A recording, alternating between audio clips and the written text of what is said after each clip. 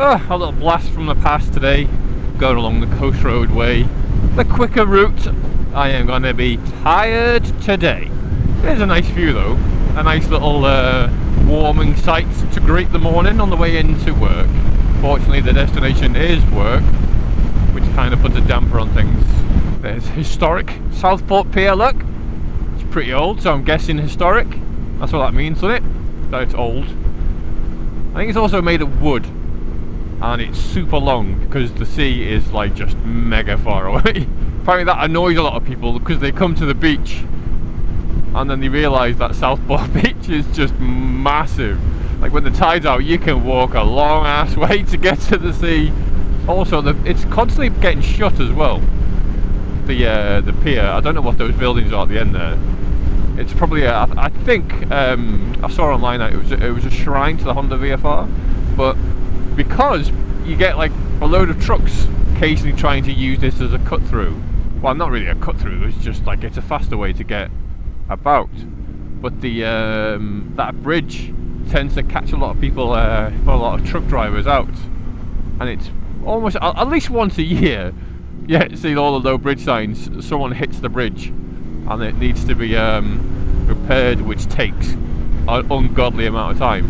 So like you always have to like take a weird detour through the car park, the retail centre car park.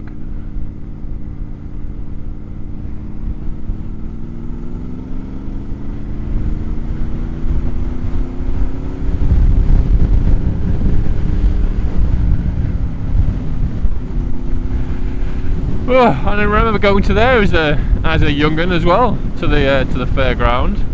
That's a sort of shadow of where it once was. Hair in my mouth. Oh good, oh good. That's going to be there for a while. Yeah, I used to love going there. There was like a little arcade thing in Southport Town Centre. It was like the 10p arcade, because all the arcade machines were only like 10p. Hang on. So you could go there and you'd say, I mean, the games were like, they weren't new, like in any way, shape or form, in terms of like all the new big arcade games and all the ones everyone wanted to play. But because it was only 10p, you could spend hours in there, hours and hours and hours. Played Operation Wolf, and what was the car driving one? Hot something Pursuit, maybe? Hot Pursuit? Oh, I can't remember. When you're like in a little red Ferrari, and if you drive, so if you crash, like your girlfriend starts like kicking off, and then you'd go and get like an armband. I think was it an armband? Or you could pay to go on like quite a few rides, but you'd end up like just sitting off in the fun house, which was literally like a tiny little, like a cube of mirrors. It's just like a little corner of the room with some mirrors in it, and then some like wonky stairs, and a big spinny tube. But there's like this like a little circle, this like a little circle arena. And in the centre of it, there was like a big spinning, like a spinning disc, and you was like trying to see how long you could stay on it. But there was always this, I don't know how to put it like politically correct, a mentally challenged child. Is that okay? Who, he was a biter, right? That's the problem. He was a biter. So like he'd always win. Oh yeah, little biter. The thing is, like, there were actually quite a few rides.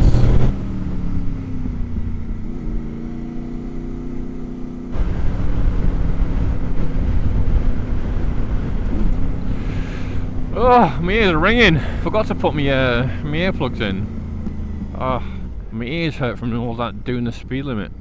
I got a habit of putting my earplugs in because when I go like the back roads and stuff like that, like your speed's varied quite a bit, so it's not really an issue. But when you're on sort of longer stretches of open road, it doesn't half sting a bit. I mean, and that's only from doing the speed limit, only in no more than the speed limit. Imagine if I was going faster, there would be blood. I haven't done that in a while. I mean, I should be grateful that Rhythmic Bike is finally getting some work done, but I don't know why they need to do it in this death way for bikers and roadkill apparently. Although I think from the looks of things, it's been here for bit of a while, so it's not too bad. When it's like fresh gravel, and you literally just fishtailing down the bloody road. God damn it, that is harrowing stuff. Especially first thing in the morning when I am properly exhausted. Going through an amber. Guess suck it, nerd, suck it. Yeah, the reason why I'm so tired is I bought a van. I did a thing. I said a thing, and then I did a thing I said I was gonna do. I mean, to be fair, it's probably got a lot to do with the motivation of like my wife wanting to do it as well. When it's just me, I kind of like go, oh yeah, I want to do that. Oh yeah. So I went to pick one up last night. It's cheap, right? It was, considering that, you know, for a van, it's like 07, but it's only done 150,000 miles, considering it was like a work van. And the guy who used it, like, properly sort of took care of it. Like, the engine is clean, like unbelievably clean. Yeah, but the interior needs work, obviously. So I've got like a little bit of welding to do. Nothing structural, thankfully. Just mainly sort of cosmetic, and there's some creative wiring going on. First of all, the key is so floppy in the ignition. I've never had a floppy key before. Feels very strange. And the if you have the side light, if you turn the engine on and then you switch on the side lights, and then if you can remove the key and it still runs. I don't know why. So I'm gonna have to look at that. Yeah, and there's a brake light warning fault, or a brake warning light. And I think, from what I can see, it's because the rear pads need replacing, but they're like literally 20 quid to buy. So I'll probably be picking them up on the way home from work and doing that job on the weekend. It just meant that it was constantly trying to go into limp mode. But you could, if you just like took your foot off the accelerator and then sharply pressed it down again, it would kick it out again. So it just meant the ride home was interesting. So I'll probably strip it all out, sort the brakes. There's a little bit of welding that needs to be done, and then just tidy up and clean it up on the inside. And I think what I might do then is take it to a garage to see whether they can do like a pre-MOT safety inspection. It's got an MOT until like next year. Like I think it's like April, May next year. Before I start messing around with it and adding and doing too much work, it might be worthwhile to see whether there's anything specific that I could be getting on with. What I don't want to do is do everything that I can see, like obviously the brake lights and stuff like that, the brake fault, get that sorted out, only to find that there's an underlying issue that I should have fixed before I spent all my money on solar panels or something stupid. You know what I mean? So I think I will film it. I'll probably film it little time lapses and bang it on the channel as little additional things, just an extra thing if anyone's remotely interested in the process. I mean, I have mechanical knowledge, and some may even say mechanical skill, but it's been a while. It's been a long time since I've done anything of that nature for a job anyway. At least 20 years. But when I stopped, I mean, that van's only say 4 or 5 years older than when I stopped doing like mechanical work, so it shouldn't be too outside my wheelhouse in that regard. And as I said, the engine was so clean. I mean, you can see from the outside where there's been like sort of dings and repairs and stuff like that done on the paint. You know, it's got road chips and stuff all over the place. Do I go round? Do I go round? No, cause there's a car coming. Do I go round? Do I go round? No, cause there are traffic lights coming. Do I go round? Do I go round? Do I go round? There you go. There's a little the filtering safety song. Oh shit! What was I talking about? I've forgotten. Oh yeah. So like, in terms of woodworking and you know, carpentry or, I don't know, is joinery the thing? Is that sticking bits together? I've got knowledge, some basic, very basic practical skill.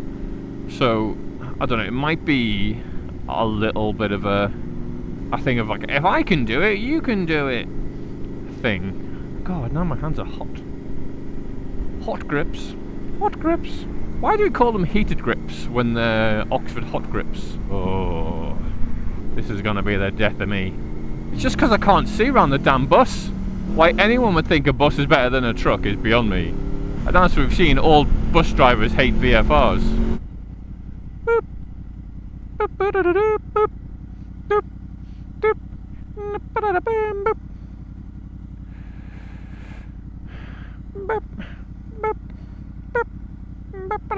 Keep forgetting this is here, don't you? Keep forgetting.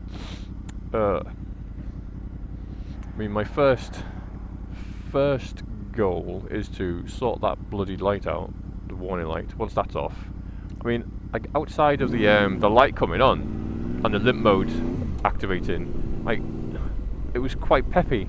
Oh, that's what I was talking about. How clean the engine was. Yeah, I popped the bonnet, and it was practically shiny. And it was sort of the kind of clean that, you know, if it was covered in shit and then jet washed, and when you can see the bits where, you know, because you jet wash from the front, so like all the rear bits, all the bits of the back that you can't get to, are still mucky. But it was still, you know, the entire thing was in good nick. So with any luck, as long as I can get the things like the transmission and the electrics working all tickety-boo, then I shouldn't have any issue really. Oh, what is going on? What is going on in the world of Polly Pocket? Share the road, share it with me. Share the road now. There's gravel on that bit. I'll get you that gravel. That's the thing about gravel. Sneaky like a fox. Whoop. That was my right leg buckling there and almost dropping the bike. Oh, fucking hell, imagine that. Are you gonna go green for me now? No? I mean, I don't know what part of the traffic industry they were supporting, but they weren't supporting me holding me at the red lights for extended periods of time. I can smell a takeaway. Who's firing up the takeaway this time of the morning? Fucking e-bikes. Doing 30 miles an hour and he's on his fucking illegal e-bike. What an absolute twat. I bet he's gonna blast up for those fucking lights as well, isn't he? What a dick. Undertakes. Goes through a red light on an illegal machine without any tax and insurance. I should just try and fucking kick him off road rash style as I go past him. Oh, I've got to stop doing that, that's for sure.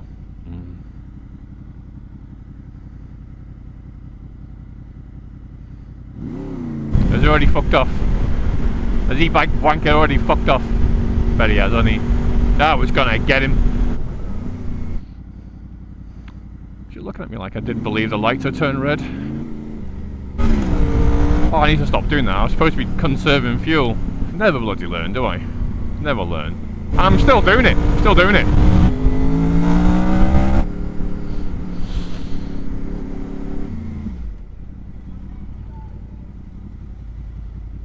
Dominance.